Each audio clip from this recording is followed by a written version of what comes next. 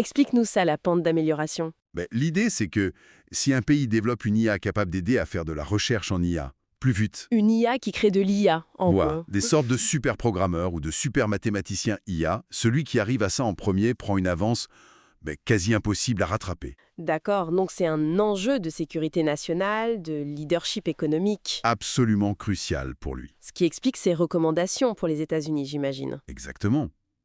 Plus d'argent pour la recherche dans les universités, faciliter l'accueil des talents étrangers.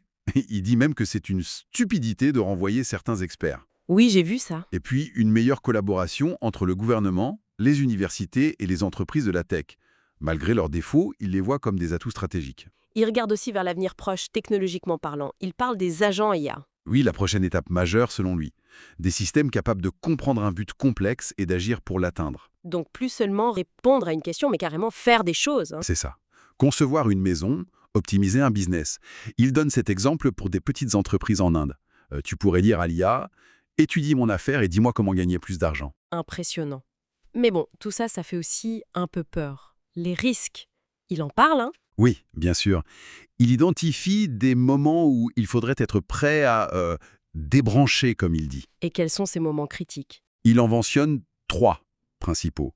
Premièrement, une IA qui se mettrait à s'améliorer toute seule, de manière récursive, sans qu'on contrôle. Ok, l'emballement.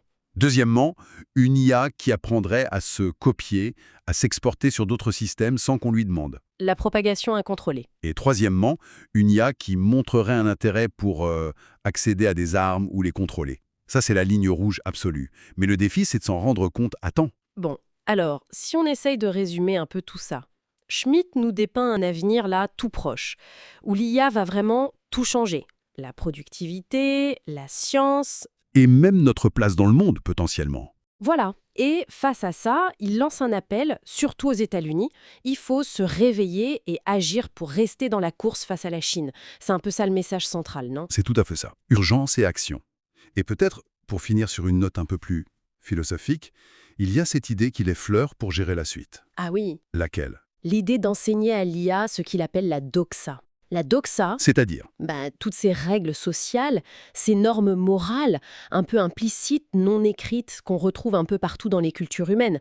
L'idée serait d'essayer d'ancrer ça dans l'IA, comme un socle de valeurs communs. pour qu'elle respecte certaines limites. Voilà, pour essayer d'assurer un alignement, une coexistence, même avec des intelligences qui pourraient nous dépasser. Est-ce que c'est réaliste? Possible? Bonne question. C'est une piste de réflexion qui laisse ouverte. Et c'est assez fascinant comme idée pour naviguer ce futur incertain.